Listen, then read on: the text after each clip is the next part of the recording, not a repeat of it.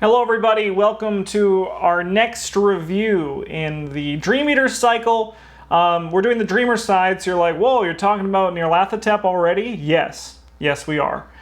This is where the gods dwell. The final scenario in the Dreamer side, or scenario Mythos Pack, what is it, 5?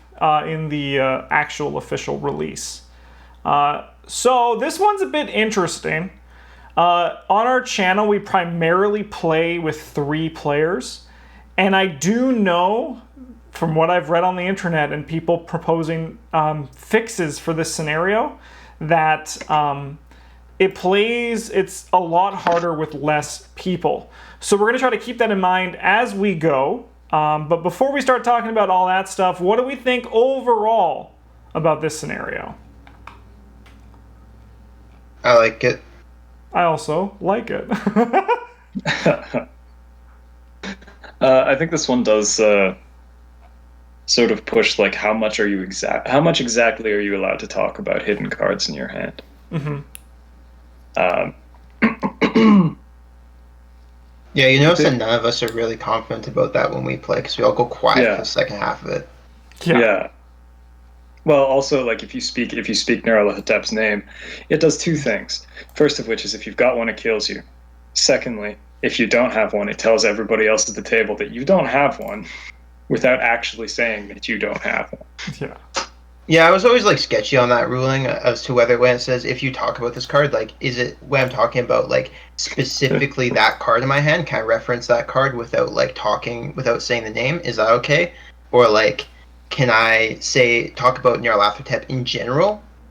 Yeah, like, does that count as long as I'm not referring to a specific card in my hand? Like, in my headcanon, like, what's forbidden is to be like saying, like, hey, I have a Nyarlathotep, so if someone wants to give me a tower, I got this, right? Mm-hmm. Or be like, even like directly saying, I have, hey, can someone give me a tower card because I can solve a problem, right? To me, that I'm fine just shutting the hell up while we play, and like I feel like it really increases the tension of the final scenario. It does. It's pretty, and I think over time you'll find ways to communicate. Like, I tried in the last one, being like, I'm going to stand in the middle, and if anyone needs help, I have something for them, right? Because you can talk about how this scenario works is, if you don't know, and you should probably play it if you're interested, but there's these cards that allow you to fight a Nyarlathotep in your hand, and these cards you are allowed to talk about. But you can't be like, I have a Nyarlathotep that has 3 foot, so please give me a card that lets me fight them in this area with their foot, right? So it does make a nice little bit of tension, and it truly does. I feel like, for me, maybe the only other one is Haster, but even then, I think this is the best boss fight mechanic they have, in my opinion.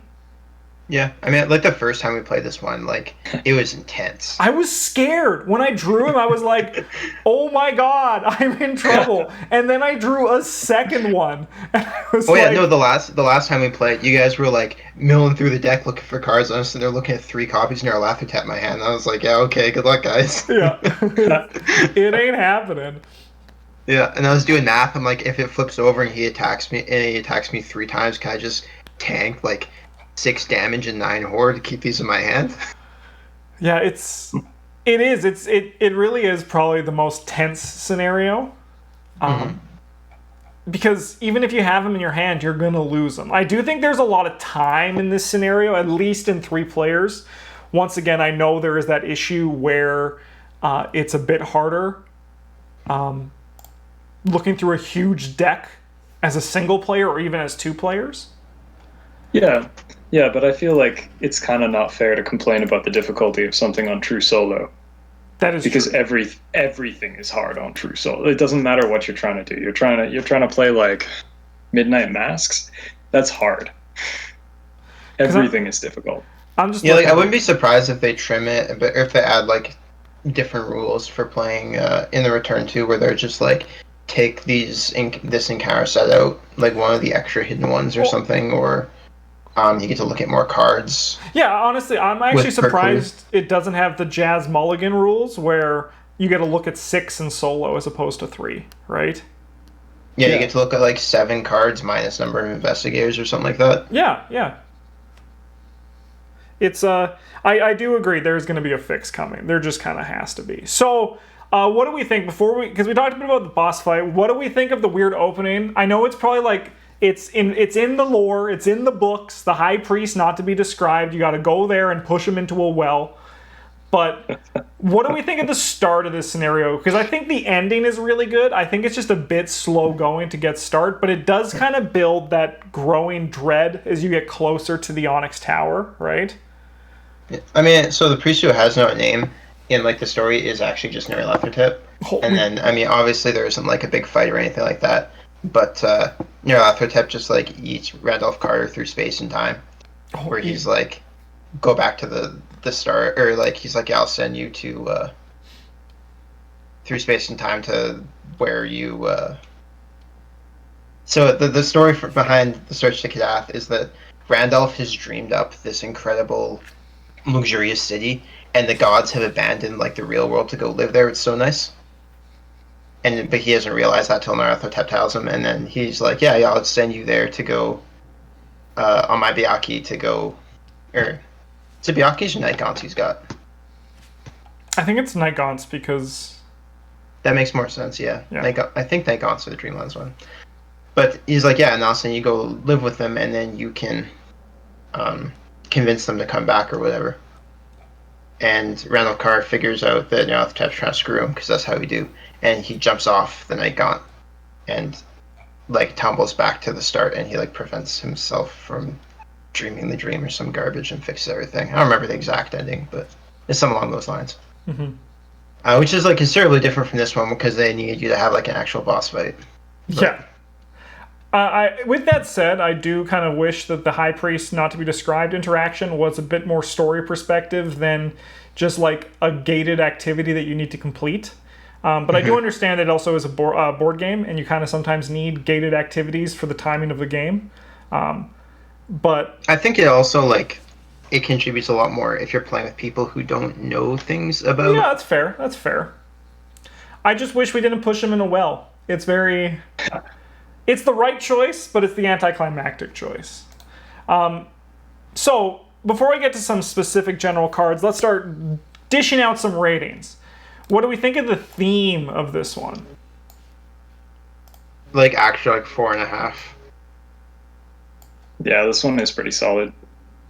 Yeah, I'm with you on that. I'll tell you, I'm down. Having to fight Nyarlathotep in your mind and like having to work together to put it together, put everything together. Mm-hmm. And I like it because this is just one of the many interpretations of Nyarlathotep they can put into the game, because like he's the one involved in the Egypt one, right? Like, yeah, he's Neferenka. So like seeing all that, and like I'm excited that this is just one of the interpretations of that we're gonna see with him in the card game, which is pretty cool. This is probably like the most pure one we'll see. Yeah, I agree. Yeah, like this one's just like the straight up, here's Nyarlathotep with his weird eldritch horror art laser. Yeah. But then he gets to be like the god of the bloody tongue and the bloated woman, and yeah. So I wouldn't be surprised if we got like a standalone that was. That's what I think. I think honestly he would do best in standalones. Like, for all those little cults, except for like Neferenka can be his own one because that one. Well, we need a bigger scale adventure in Egypt. It's just too exciting there. Do we think this scenario is fun? What do we think there? I give this one like a. Sorry, go ahead. No, you first. I think this one's more fun in the 8-part campaign. Because in the smaller the 4-part campaign, it can come to a very abrupt conclusion where you're fighting Nyarlathotep, and then suddenly it's just like, no, you lost. Yeah. You took too long. So I would dock like a point for that. Probably give it like a 3.5. Although in the 8-part campaign, when you get to the end, he's just like, just kidding. All the ones of me that you've killed, you've got to kill them all again, and they're all one giant one. And that's pretty sweet. That is pretty sweet. I'm kind of with you though, Bryn. But I think that's just kind of overall for this cycle. I think that it's very enjoyable with just the 4-part episodes, the 4-part campaign, but it does lose a little bit of its like epic tale if you're only doing half of it, and you do miss out on a few things. But it is nice to not have to have 2 decks built at the same time. Yeah, I was gonna ask you guys about the overall separation of it at the end, but sure, we could talk a bit more about that. Travis, what were you gonna say for fun? For fun, I'd give this one like a 3.5 because the start of it Brendan is right, like that's kind of abrupt ending if you're only playing one half. The first part of it does like drag a little bit, but like the boss fight itself is incredibly fun. Yeah, I'm just copy paste what Travis said. That's exactly my thoughts. Like a little stressful, but like incredibly fun. Looking back, it's like one of those things where it's like not fun while you're doing it, but at the end you're like, man, I had a great time. Yeah. Do we think this is a difficult scenario? Yes. I think, yeah, and especially if we also, I mean, our first time through, we destroyed it. But we didn't get the true ending. It's true. We also had the cat on our team, though. Yes. Yeah, we did the cat. That half. And I think whichever half you have the cat on your side, the last one's going to be a little bit easy. I think a big thing for this one is the fact that you really do run out of time pretty quick, and then when you can't talk to each other in the climax, you're like, well, what do we... So really, on True Solo, it's the easiest because you know everything that's happening. Optimal decision making. I would give this one like a 4. I was also going to say a 4. I don't think this is like the most difficult scenario to beat, but it is pretty damn hard. Yeah. Overall, what do we think? 4. I'm with that as well. That would be the average of all. Yeah. Yeah, but you guys know we don't go by the average. We kind of been like give. I think it was like The Gathering, where we're like this 1 out of 5 overall. Well, that was also our first review. We didn't really know what we were doing. It's true, but I mean, like the overall is separate. Like I feel like this is just where I would recommend this scenario is in the overall rating, right? Because I feel like people who like Arkham Horror like a bit of everything. People sometimes like difficult ones, and if you don't like difficult ones, there might be some that aren't good for you, right? But no matter what, I think this one is most of them. It's true. I think this one might be neat to play like solo play. I mean, not solo play, standalone, just like for fun. Yeah, I think so too. I think there's enough like variety, and it's just a good time. Yeah, because you get different Nyarlathoteps, different towers. As I learned, I completely forgot that when Bryn asked what tower is that, and I said the Forsaken Tower of Life and Death, and he was like, "I'm going to repeat my question." So there is a little there's 6 of them. Yeah, there is some replayability there, which is always like it's just those small little things that make it better, right? And this one also has a nice big enemy in the start, and I'm not talking about the priest. It's there's a dole, and anytime you see a dole that can like run with the best of you, you're like, dang, let's go. Yeah, we were like, we're used to doles being like absolute beasts in the other Arkham games, like Eldritch Horror and Arkham Horror 2nd Edition, and the doles from whatever the third scenario and the other half of the campaign is called were pretty underwhelming. But then like I opened up this guy and I was like, yes, this is a dole. Yeah, maybe we've done it. Yeah, like you can try to kill doles in 2nd Edition, but they'll kill you. Yeah, you might lose. So, like, there's that. There's also one thing I just want to also highlight is the liar with no face enemy. I really like the design on this card as well because it gets harder in the second half of the scenario, which is just pretty cool design. I just think that this one's pretty good. Mm-hmm. So Travis, do you want to talk a bit about doing it as a split campaign? Oh yeah, it's like 100% worse to play as a split campaign almost every aspect.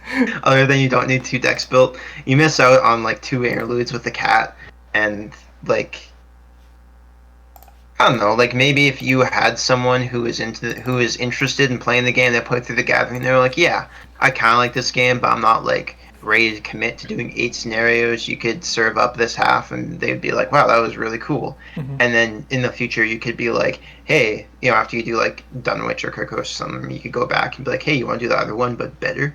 Yeah.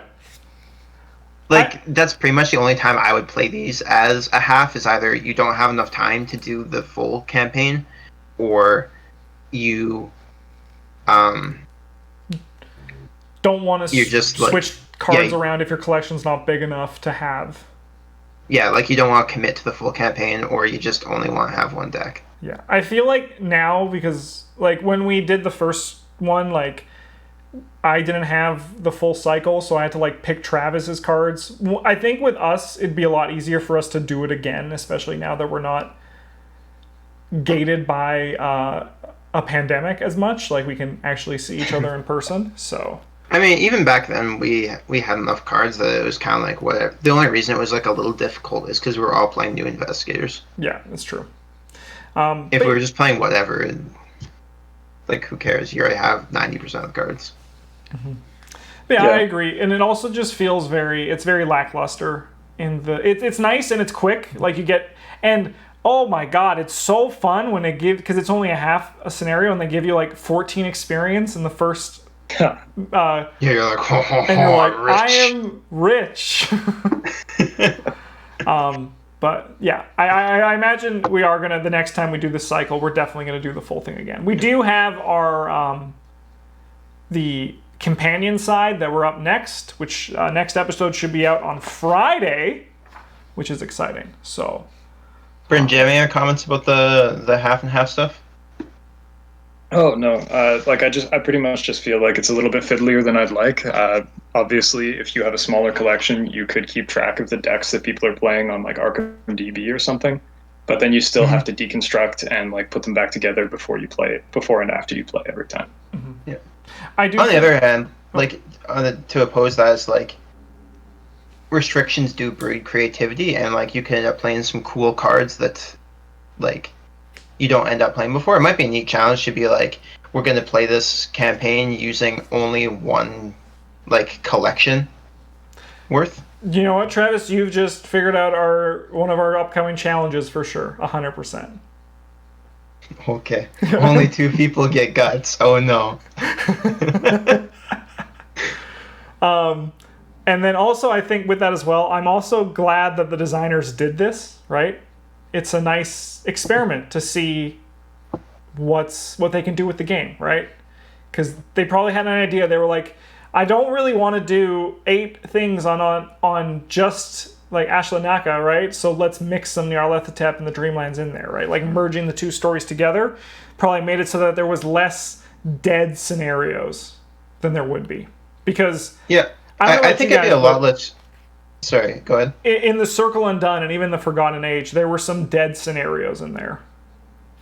Oh, for sure. Yeah. I think I'd be a lot less critical of the story for like this just as a half if they just like threw in a little black cat interlude for you to read that just like told you things instead of being like skip it. Yeah. You don't get to do this fun stuff. Go home. Yeah. Even or just like, because like in the intro for the first scenario, it does talk about your companions and living side, and even if they just had the black cat show up and he like kind of gave you some insight into what was going on with them and how they were doing, it would make it feel a lot more interesting. Yeah, maybe even like just like a 1-paragraph thing with a decision that if you did standalone, it's like it just like chooses a result for you depending on what you say to the black cat, right? Yeah. Just something. I agree. Cool. Well, on the next review, we're going to be talking about Waking Nightmare, and things are going to get a little bit spidery. So what do you think of Where the Gods Dwell? And if there's any insight from people who play True Solo or 2-player, let us know what you think of Where the Gods Dwell in comparison to our 3-player perspective. Thanks for watching. Have a good one. And as always, GG's.